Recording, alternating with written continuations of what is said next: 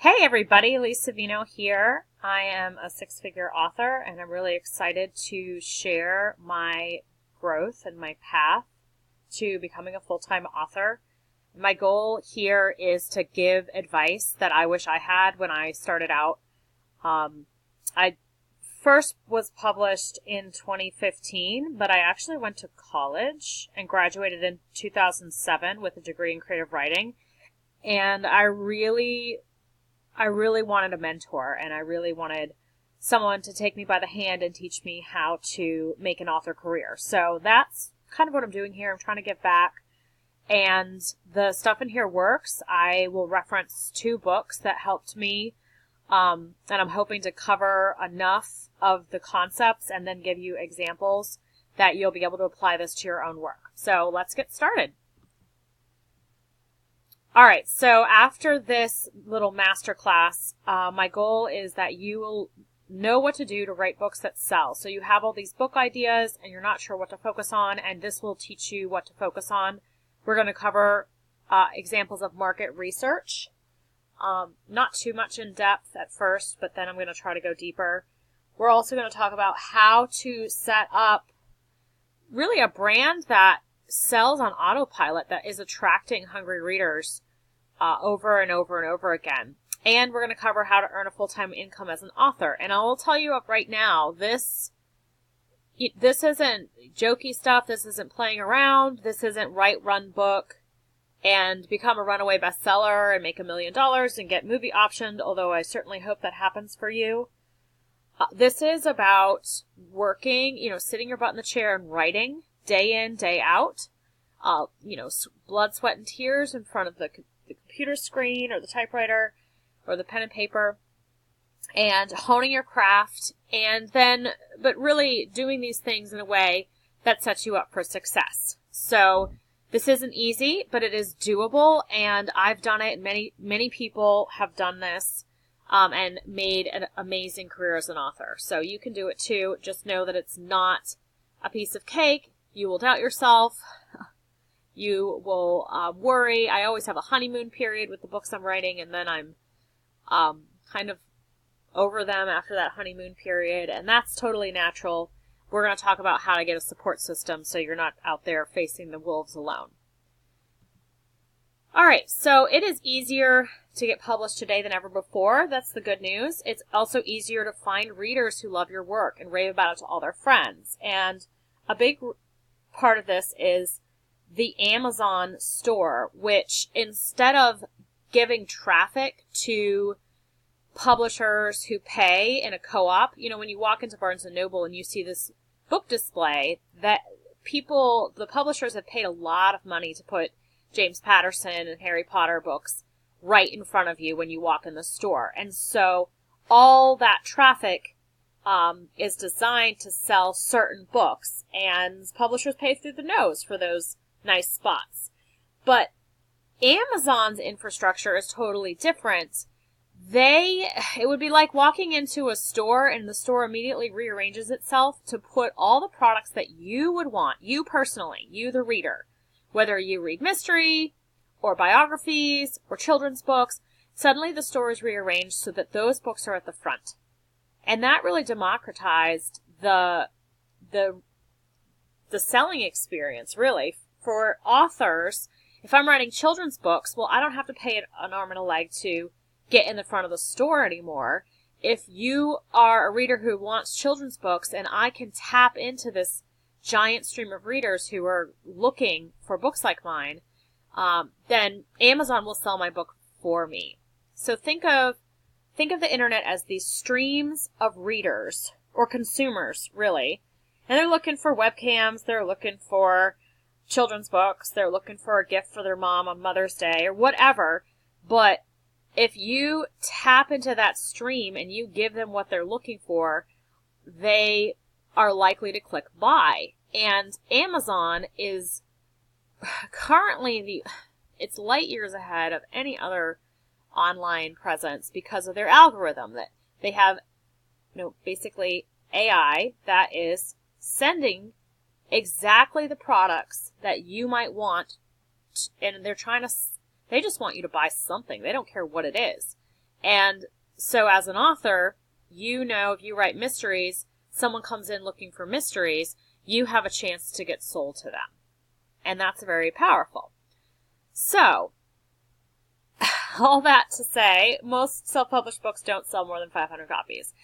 That's a stat from 2006, but I think it's probably still accurate. Excuse me. Most traditionally pubbed authors aren't earning a full-time income after 5 years. That is a very recent statistic from AuthorEarnings.com report. I advise you to check out their entire website and read their reports.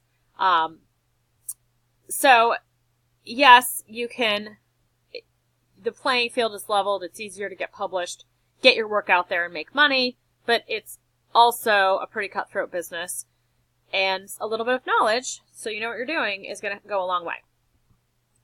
Alright, we're going to jump into the meat and potatoes right away, okay? So, I've tried to lay out some steps for you to follow, and then I'm going to give you a case study of myself, because I know my work the best.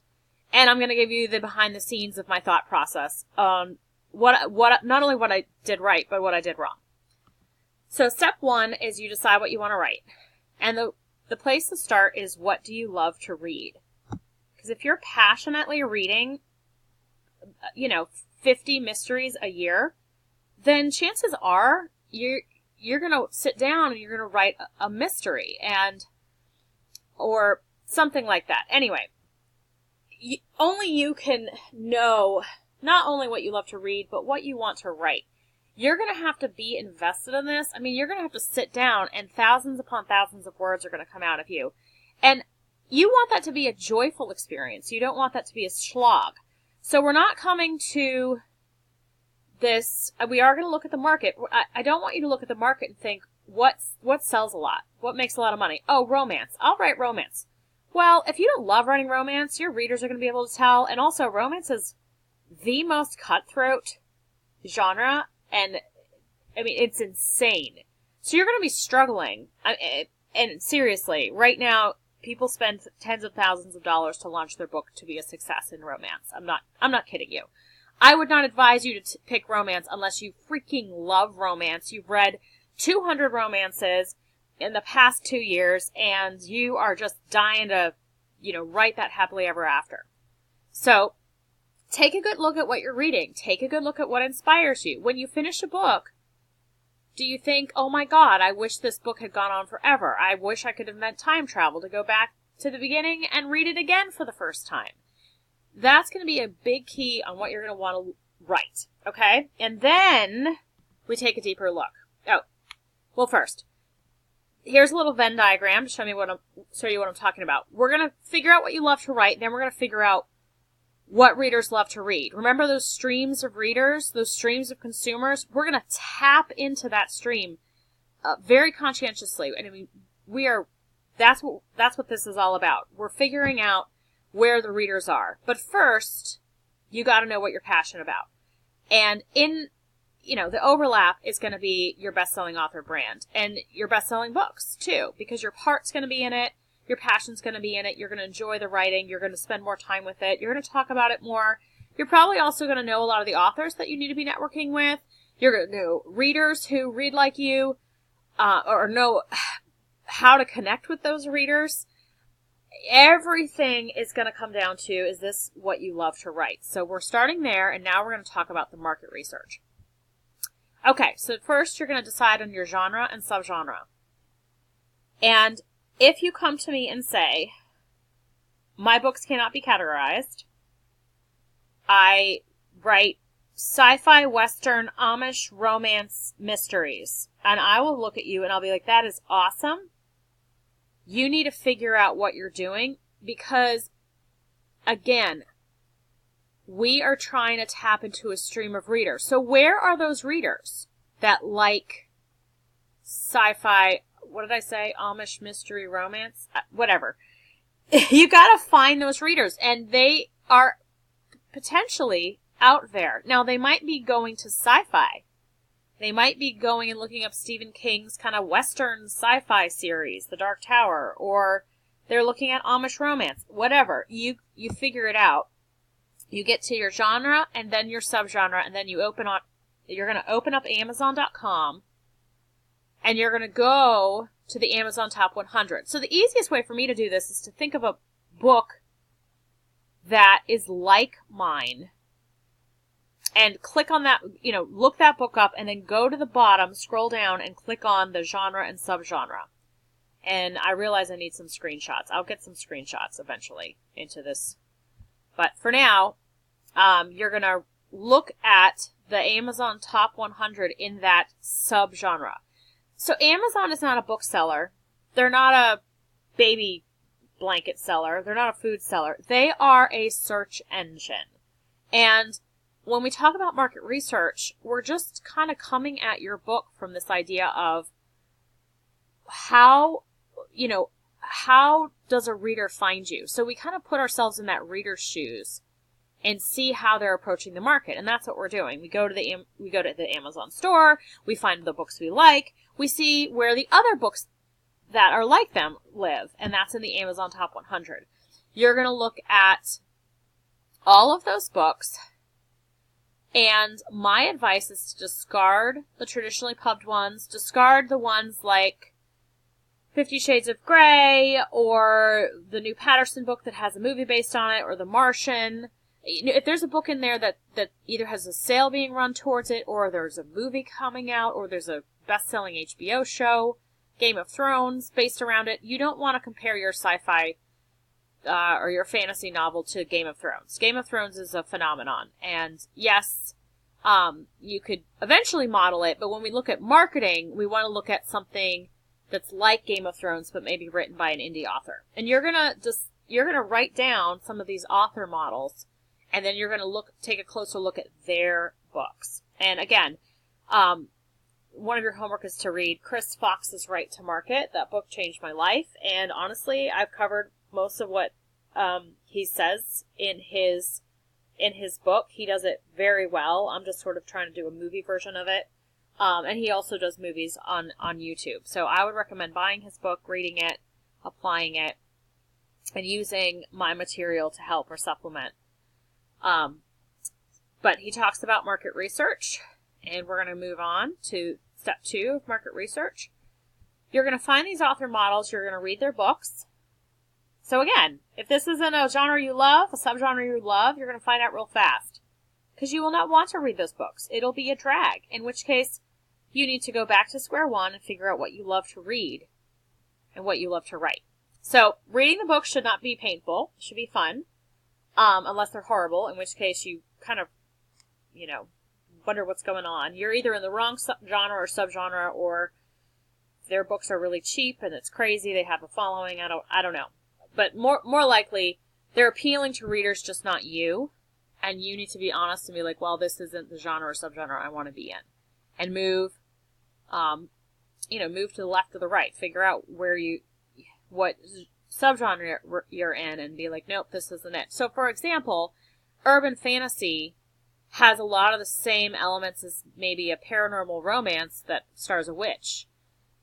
But in urban fantasy, it doesn't end with a happily ever after. There's not a guy meeting the girl or another guy or whatever, and 2 people falling in love. So you would be left very unsatisfied, in which case you go, oh, wait a minute, I don't want to focus on urban fantasy. I want to focus on paranormal romance. And then you would click over to that subgenre. All right? So you're reading the books, then you're going to read the reviews, and you're going to make note. What are readers loving about these books? What are they not liking? What other books do they compare them to?